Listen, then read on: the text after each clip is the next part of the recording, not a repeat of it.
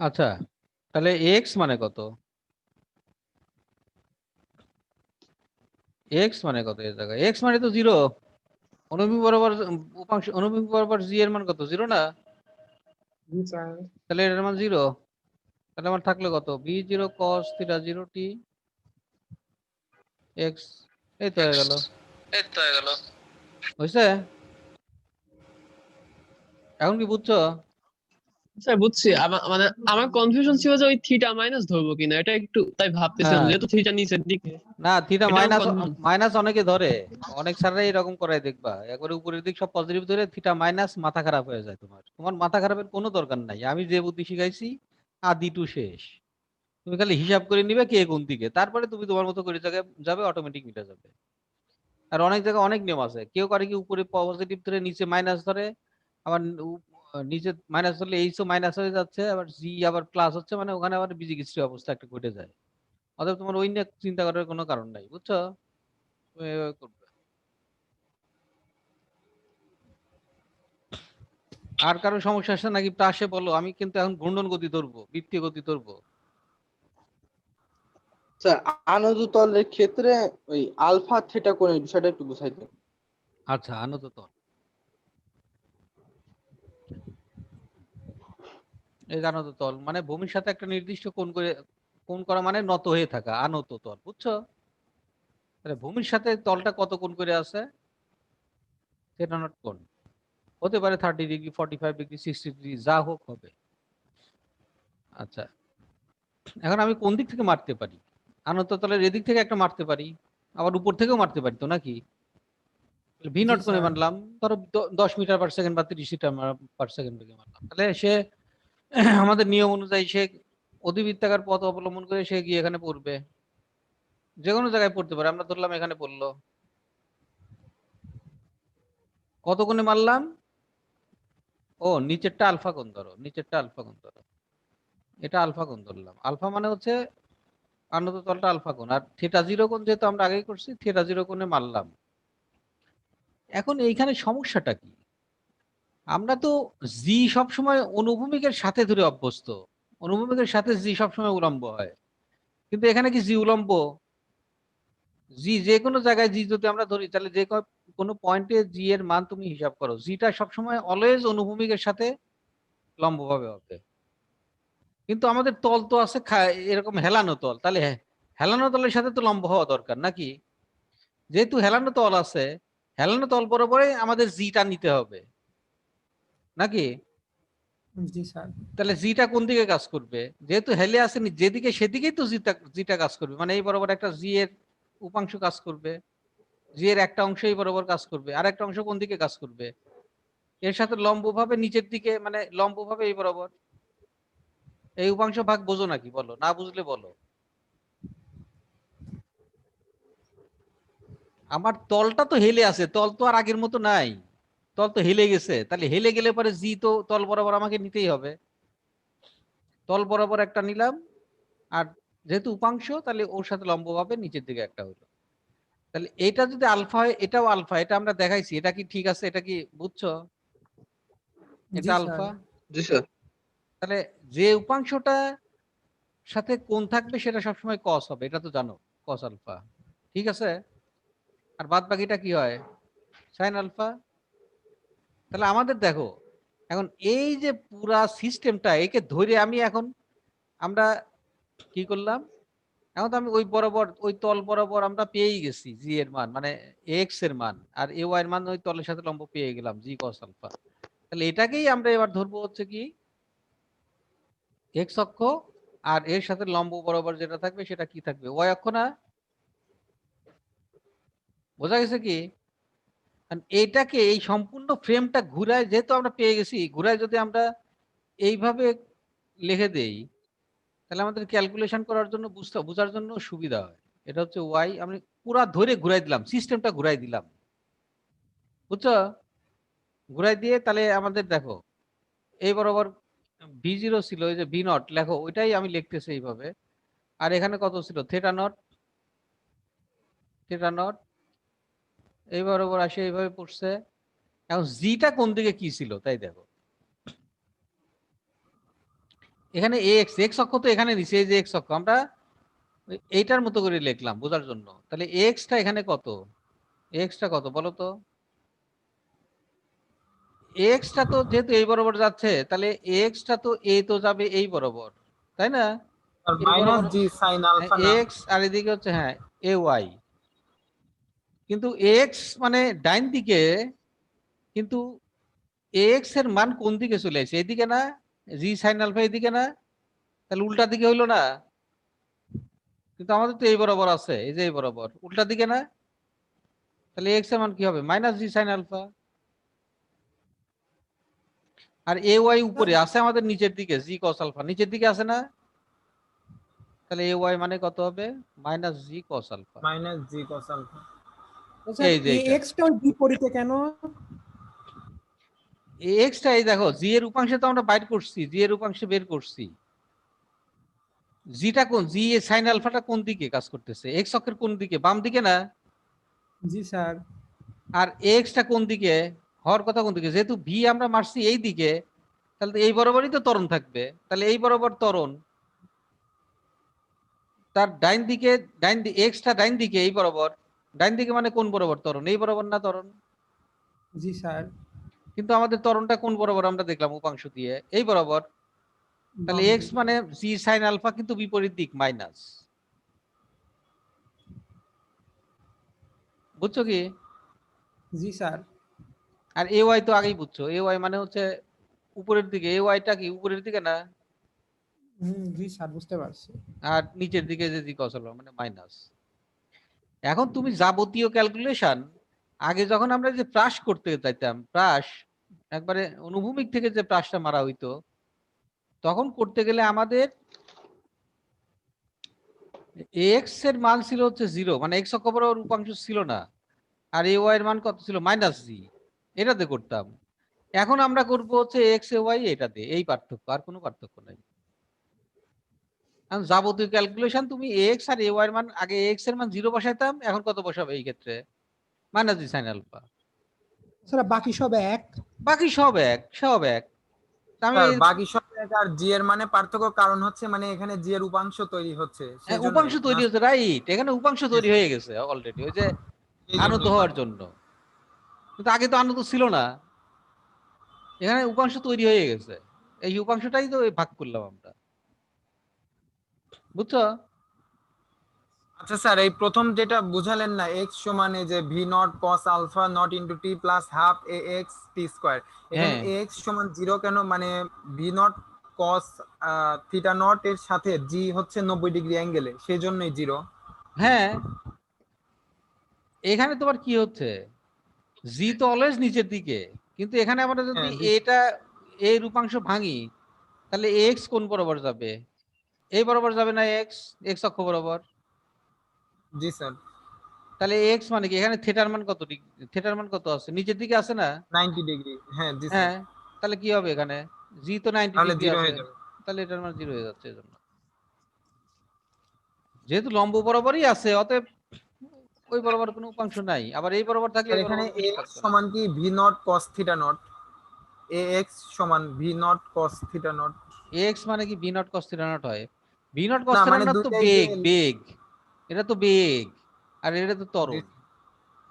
বেগ আর ত্বরণের পার্থক্য আছে না? হ্যাঁ জি স্যার। বেগ ত্বরণ তো তুমি এক করে ফেলতে পারো না। শোনো, এই ইয়ের অঙ্ক, এই যে হেলানো তলের অঙ্ক, এই হেলানো তলের অঙ্কটা যদি তুমি বুঝতে পারো, তার মানে তোমার এই সব অঙ্কগুলো কিছুই না, কিছুই না। বোঝো নাই? হেলানো তলের অঙ্ক দুই একটা করবা, বুঝে দেখবা যে এর আগের অঙ্কগুলো তোমার অঙ্কই মনে হচ্ছে না। এই যে এগুলো তোমার কোনো অঙ্কই মনে হবে না। তুমি যত ক্যালকুলেশন বাড়াবা, ক্যালকুলেশন একটু মাথা খাটাবা, তখন তখন দেখবা যে আরো সহজ হয়ে গেছে সব। হেলানো তলের অঙ্ক আছে খুব কম, কম স্যাররাই করায় দেখবা হেলানো তলের অঙ্ক। কিন্তু আমি আবার এটা একটু অ্যাডভান্স লেভেল একটু ভালো করে বুঝাই দেই, তাহলে দেখবা যে তোমার ওই বায়ের মানে যে অঙ্কগুলো আছে, ওগুলো কোনো অঙ্কই মনে হবে না তোমার কাছে। তুমি একবারে ক্লিয়ার পিকচার পাবা। আর হেলানো তলের অঙ্ক ইদানিং মাঝে মাঝে বিভিন্ন কলেজে দিচ্ছে, টেস্ট পরীক্ষায় দিচ্ছে। তো তো কখন যেন বোর্ডেও দিয়ে দিবে এরকম অবস্থা, যার জন্য আমি এখন হেলানো তলের অঙ্কগুলো করাই। সিম্পলি জাস্ট তুমি এক্স এ ওয়াই বাই করাটা বুঝবা, আর কোনো কিছু দরকার নাই, সব আঁকা দিবে। আচ্ছা স্যার, প্রথম চিত্রে তাহলে কিভাবে এক্স আর এ ওয়াই বের করব? মানে কোনখানে? এখানে? প্রথম চিত্রে না, এখানে প্রথমটা স্যার, বাম পাশের। হ্যাঁ জি স্যার। এক্স এ ওয়াই তো এটা তো তোমার হেলানো তলের অঙ্ক না। না মানে, না এইটাতে কিভাবে বের করবো sir, x A Y? X A Y তো আমরা এখানে জানি, যেহেতু হেলানো তলের অঙ্ক না, এটা তো আমি মারছি। আমি তো এক্স অক্ষ বরাবর, এক্স অক্ষ যেদিকে থাকে সেদিকেই ধরছি, ওয়াই অক্ষ যেদিকে থাকে সেদিকেই ধরছি, কিন্তু প্লাসটা জির কারণে আস্তে আস্তে অনুভূমিকে চলে যাচ্ছে। এখানে এক্স আর জি এই দুইটাতে কোনো, এক্স আর এ ওয়াই কোনো পরিবর্তন হচ্ছে না, এখানে তো কোনো সমস্যা নাই। আর সমস্যা হচ্ছে তল যদি হেলানো থাকে তখন জি এর মান পরিবর্তন হয়ে যাচ্ছে, কিন্তু এখানে তো তল হেলানো নেই, আছে। না স্যার। এটা তো অন্য কেস, এটা তো হেলানো তল না। এখানে তো বিভিন্ন ভাবে মারা যায়, তোমার কত ভাবে মারা যায়, কত ভাবে মারতে পারো তুমি, একটা নির্দিষ্ট উচ্চতায় আছো, কত ভাবে মারতে পারো। উপরে মারতে পারো, তাহলে উপরে যায় সে আবার এখানে আসবে, উপ- আবার ছেড়ে দিতে পারো, নিচের দিকে চলে আসবে পরন্ত বস্তু। এই কোণে মারতে পারো, পারো না? মারতে পারো। আবার কোন দিকে মারতে, এদিকে মারতে পারো, আবার এই বরাবর মারতে পারো, নাকি? জি স্যার। তো সব ক্ষেত্রেই কিন্তু দেখো, সব ক্ষেত্রেই এই ভূমিটা এক্স অক্ষ আর উলম্ব বরাবর ওয়াই অক্ষ, তার মানে এখানে আমাদের সব ক্ষেত্রে এক্স ওয়াই, যেহেতু ভূমি আছে আর ভূমির উলম্ব অক্ষ আছে, অতএব এখানে সব ক্ষেত্রে এ এক্স এর মান 0 আর এ ওয়াই এর মান কত, -জি। এখানে এর কোনো পরিবর্তন নাই। পরিবর্তন শুধুমাত্র আমাদের এইচটা কোন দিকে, জি কোন দিকে, কোন দিক মারলাম, আদি বেগ কোন দিকে, শেষ বেগ কোন দিকে, এই বেগটা একটু হিসাব করা লাগবে। আর ওই বেগ হিসাব করার জন্য আমি বলে দিছি যে আদি টু শেষ এইচ ধরবা, জি যেদিকে, জি অলওয়েজ নিচের দিকে, আর আদি টু শেষ এইচ এদিকে, আর ইউ হচ্ছে কোন দিকে, এগুলোর যদি বিপরীতে মারো মাইনাস, আর দিকে মারলে হয় প্লাস। এই তো, এগুলো তুমি ই করো, প্র্যাকটিস করো, বেশি করে প্র্যাকটিস করো, বিশেষ করে বোর্ডের অঙ্কগুলো করো, বিভিন্ন জায়গার অঙ্ক মাঝে মাঝে নিয়ে এমনি মাথা খাটাবা। আমার কথা হচ্ছে একটা অঙ্কই করো, কিন্তু খুব ভালোভাবে বুঝে করো, নিখুঁত ভাবে করো, তাহলে দেখবা যে তোমার আর সমস্যা থাকবে না। ওই ই করো, ইয়ে দাও, তুলে দাও, এই যে। হুম, তাহলে আমরা এখানকার নতুন একটা ইয়েতে যাবো, সেটা হচ্ছে ঘূর্ণন গতি। ঘূর্ণন গতি বা বৃত্তাকার গতি।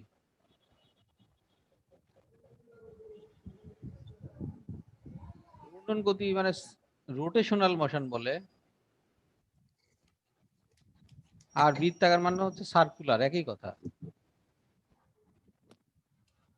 তাহলে rotational motion or circular motion যেটা বলা হয়।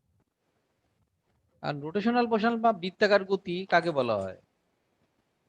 কোন বস্তু গতি কয় ধরনের আছে? একটা বস্তু যদি একটা রেখা বরাবর চলতে থাকে, তাহলে সেটা কি হয়ে যাবে? একটা বস্তু চলতেছে রেখা বরাবর, রৈখিক গতি। সরলরৈখিক গতি, তাই না? এই সরলরৈখিক গতির ক্ষেত্রে তো আমরা সবকিছু করলাম প্রাসে, ইউ বেগে চলতে থাকলো, এ ত্বরণে গেল, গিয়ে ভি বেগ প্রাপ্ত হলো, এস দ্রুত অতিক্রম করলো, এটা কি গতি ছিল?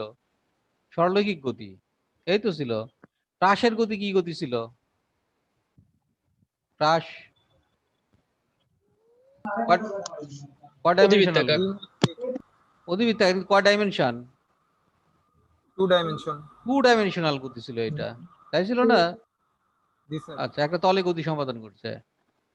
আচ্ছা, তাহলে দেখো এখন যদি আমরা এরকম হয় যে কোনো বিন্দুকে কেন্দ্র করে কোনো বস্তু ওর চারদিক দিয়ে ঘুরতেছে, বিন্দুকে কেন্দ্র করে কোনো বস্তু চারদিক দিয়ে ঘুরতেছে একটা নির্দিষ্ট দূরত্ব বজায় রেখে, তাহলে দেখো সে যে পথটা অতিক্রম করবে সেই পথটা কেমন হবে? একটা সার্কুলার পথ না, একটা বৃত্তাকার পথ না, নাকি? জি স্যার। এই ধরনের গতিকে বলা হবে বৃত্তাকার গতি। তাহলে যে বিন্দুকে কেন্দ্র করে ঘুরবে সে বিন্দুকে আমরা কি বলি? সেটা একটা বৃত্তের কেন্দ্র হয়ে গেল না, নাকি? আর যে তলে ঘুরতেছে ওই তলের সাথে ওই কেন্দ্রগামী একটা যদি রেখা কল্পনা করি, ওই রেখাকে বলা হবে তোমার অক্ষ, ঘূর্ণন অক্ষ। এই দেখো এরকম ঘুরতেছে তো, ঘুরতেছে, এদিকে ঘুরতেছে ধরো। তাহলে এটা তল না, এটা তল না, এটা কি তল? কেমন তল এটা? বৃত্তাকার পথে ঘুরলে কি কি তল উৎপন্ন করে?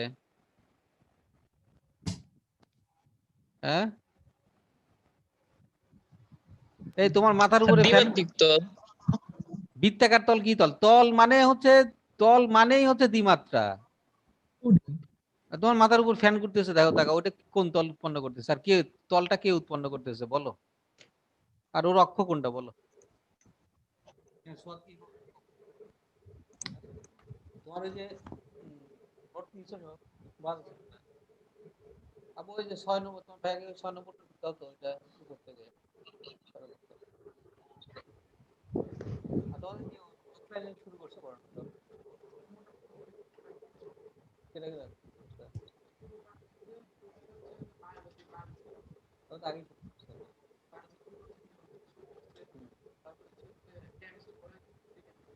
ওই যে সোহেল স্যার, সুলতান স্যার ওটা কি শুরু করছে?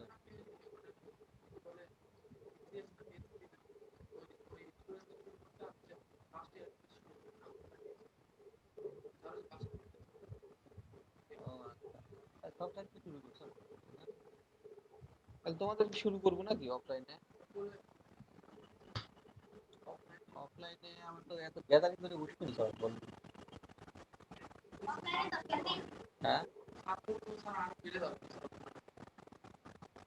তাহলে একটা কাজ করি, আমি চিন্তা করতেছি কি করা যায়। অফলাইনে যারা বলবে এখানে চলে আসবে, তুমি কি লিমিটেড সংখ্যক জ্ঞান শুরু করবো offline?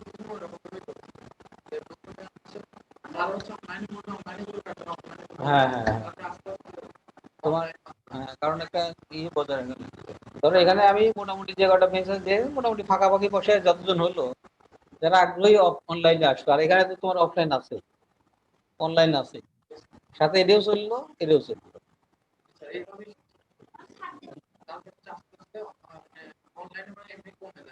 হ্যাঁ, তারপরে যারা অনলাইনে আগ্রহী না, তারা আস্তে আস্তে আসবে। দুইটাই একসাথে চালালে তো তখন মোটামুটি একটা ইয়ে হবে, তাছাড়া হঠাৎ করে এতজন পারবে না, তাই না?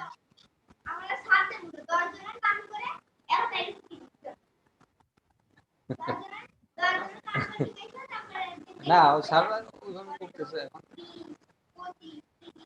আবার এদিকে বলতেছে শীত করতেছে, শীতের ভিতরে প্রকোপ বাড়বে না, ইয়ে না, মানে যাই হোক দেখা যাক। আর আমাদের তো যেহেতু সবার অভ্যস্ত এখন হয়ে গেছে, তাই না? কোনো সমস্যা হলে হুট করে ওই বন্ধ করে দিয়ে আবার শুরু করা লাগবে, বলা লাগবে এখন তো অনলাইন। তাহলে ছেলেপেলের কাছে জিনিসটা নিয়ে নেওয়া লাগবে, মানে যে এতজনের ভিতর এতজন করে তোমরা এখানে আসবে, আর বাদ বাকি অফলাইন, তারপরে বাই চান্স চালাবে।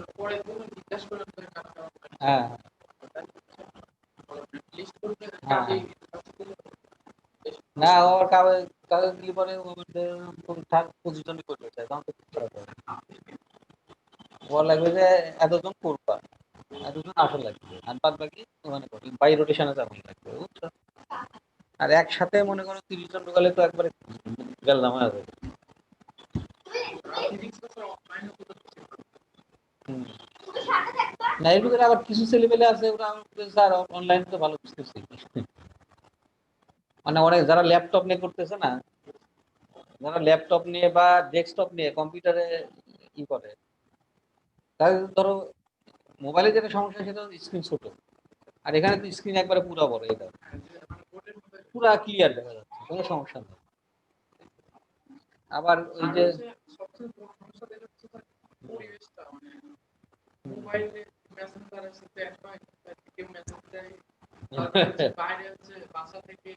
ক্যাকু ক্যাকু করা থাকতে হবে নাকি?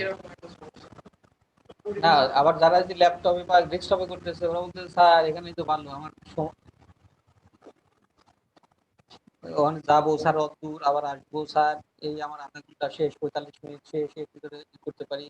আর অনলাইনে আর একটা সুবিধা আছে কি, অনেকে আবার অনলাইনে তোমার সরাসরি কোনো বাসায় করতেছে, প্রবলেম করতেছে, ওরা কিন্তু সাথে সাথে আবার না পারলে ফটো তুলে দিচ্ছে যে স্যার এটা হচ্ছে না, এটা একটু বুঝতেছে না, সময়টা কভার করতেছে। এটা এটা একটা ব্যাপার আছে, যাই হোক, মানে অনেকে অভ্যস্ত হয়ে গেছে।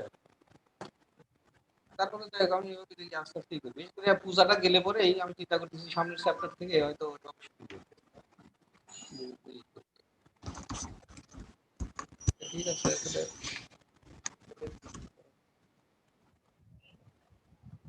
কোনো সমস্যা হলে তুমি ইয়েতেই মেসেঞ্জারে ছবি তুলে পাঠাতে পারো, বা তুমি মেসেঞ্জারে লিখবা বা বললে স্যার এই সমস্যা, তখন ডিসকাস করো। স্যার একটা হচ্ছে দুইটা ছিল, এটা হচ্ছে স্যার একটা তো ক্লাস 12 চ্যাপ্টার, একটা হচ্ছে ম্যাডাম 12 চ্যাপ্টারের দুইটা নেট একসাথে সমন্বয় করা হচ্ছে গ্রুপ করে।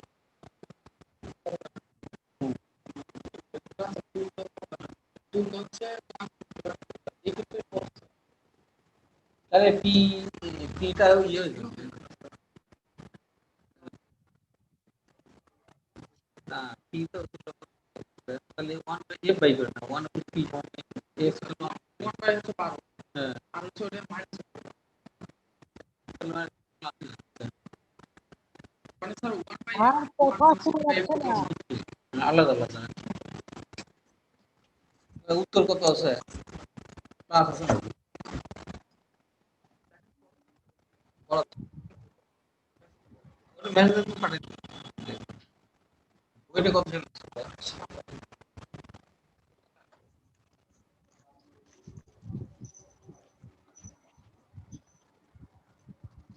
ঠিক আছে।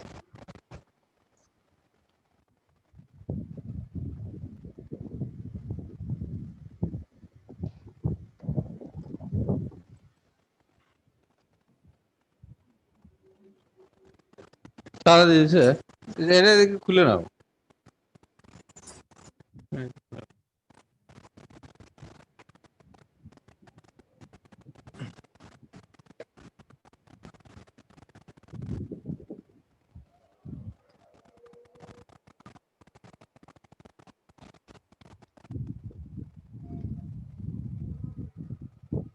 হ্যাঁ নাও, আচ্ছা তাহলে এটা দেখো, এটা এটা একটা তল কিন্তু ঘূর্ণন তল।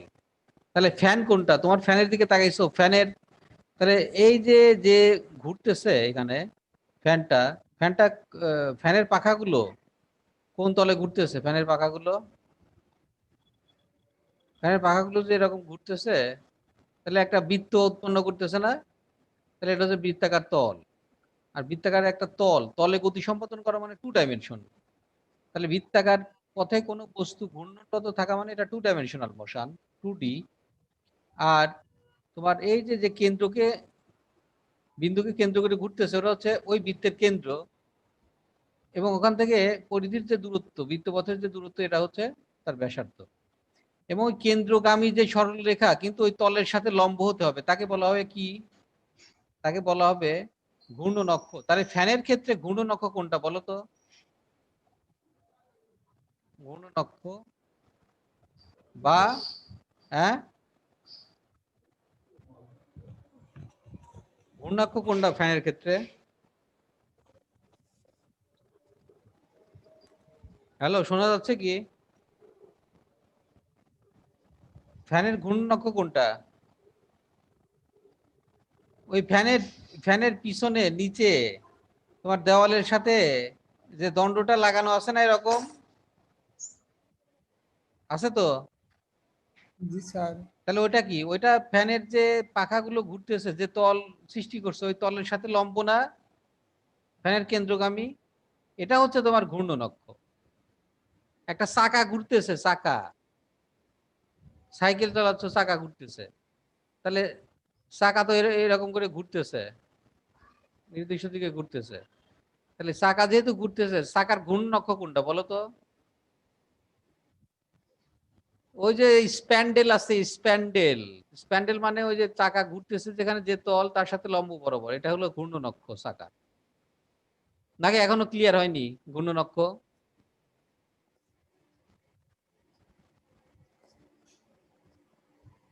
হুম,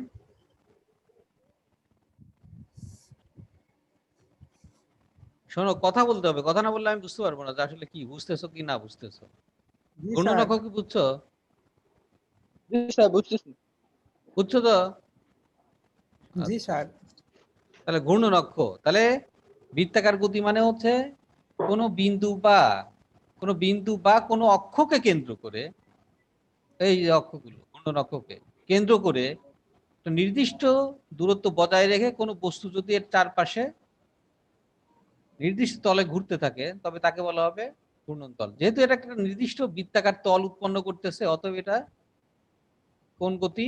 2 ডাইমেনশনাল গতি। ঠিক আছে, এখন দেখো একটা বস্তু এরকম যে তোমার এ পজিশন থেকে গেল হচ্ছে ঘুরে বি পজিশনে চলে গেল, বি পজিশনে গেল, এ থেকে বি তে যাইতে সে এখানে যে কোণটা উৎপন্ন করলো সেই কোণটা হচ্ছে তোমার কি কোণ? থিটা কোণ। ঠিক আছে, তাহলে এই ক্ষেত্রে তোমার ইয়েটা কত? আমরা যদি এটা এটা কি এ বিটা একটা বৃত্ত চাপ না, তাহলে থিটাটা কত? থিটা সমান কত হচ্ছে? কোণ ইকুয়াল টু বৃত্ত চাপ বাই ব্যাসার্ধ আর, এটা তো জানো। জি স্যার। বৃত্ত চাপ বাই ব্যাসার্ধ মানে হচ্ছে কোণ উৎপন্ন করলো। এই কোণটা যে কোণকেই বলা হবে তোমার ঘূর্ণন গতির ক্ষেত্রে কৌণিক সরণ। তাহলে কৌণিক সরণ কাকে বলে? কোনো ঘূর্ণায়মান বস্তু বৃত্তপথে এক অবস্থান থেকে অন্য অবস্থানে গমন করলে যে কোণ উৎপন্ন করে কেন্দ্রে, সেটাই হচ্ছে কৌণিক সরণ। তাহলে এখান থেকে আমরা জাস্ট এই ফর্মুলাকে লিখতে পারি কেমন? এই ফর্মুলাকে লেখা যায় হচ্ছে তোমার এ বি, এটাকে আমরা লিখতে পারি এ বি সমান হচ্ছে আর থিটা, এটা লেখা যায়। বোঝা গেছে? তাহলে এ বিটা হচ্ছে আমাদের রৈখিক সরণ। দেখো রৈখিক সরণ ডিভাইডেড বাই ব্যাসার্ধ হচ্ছে তোমার কৌণিক সরণ। তাহলে কৌণিক সরণের এককটা কি? থিটার একক কি? থিটা মানে কোণের এসআই একক কি? এর এসআই একক ডিগ্রি। কোনটা? এসআই একক রেডিয়ান, একে রেডিয়ান দিয়ে লেখা হয়। বোঝা গেছে? আর রেডিয়ানের সম্পর্কটা কি? রেডিয়ানকে লেখা হয় হচ্ছে এরকম, 1 রেডিয়ান মানে 1 এর উপরে সি দিতে হয়। 1 রেডিয়ান মানে কত ডিগ্রি? Pi by 180। হ্যাঁ, পাই রেডিয়ান মানে 1 রেডিয়ান না, পাই রেডিয়ানটা লিখে তাহলে বুঝতে সুবিধা হবে। পাই রেডিয়ান মানে হচ্ছে 180 ডিগ্রি। বোঝা গেছে? তার মানে 180 ডিগ্রি মানে এখান থেকে যদি আমি বলি এইটুকু হচ্ছে কত? 180 ডিগ্রি। এই রেডিয়ানে যদি এটা পরিমাপ করি একে বলা হবে পাই। ঠিক আছে, তাহলে পাই রেডিয়ান মানে এই যে সি মানে রেডিয়ান, পাই রেডিয়ান মানে 180 ডিগ্রি। তাহলে 1 রেডিয়ান মানে কত? 1 রেডিয়ান মানে কত? 180 বাই পাই। 180 কে তোমার পাই দিয়ে ভাগ করলে যা হয় তত ডিগ্রি হবে। তো এটা হচ্ছে আমাদের রেডিয়ানের আর ডিগ্রির মধ্যে তোমার সম্পর্ক। এটা আমাদের সবারই মোটামুটি জানা আছে। স্যার আজান পড়ে গেছে। হ্যালো,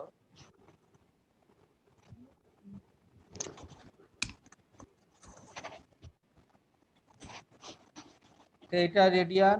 এখন এই রেডিয়ানের ক্ষেত্রে আমরা কৌণিক সরণটা বের করতে পারি। এখন টি সময়ে আমরা এই যে নামাজের টাইম হয়ে গেছে মনে হয় নাকি? জি স্যার। নামাজের টাইম একবার নামাজ পড়ে ঢুকি 10-এ। আচ্ছা ঠিক আছে।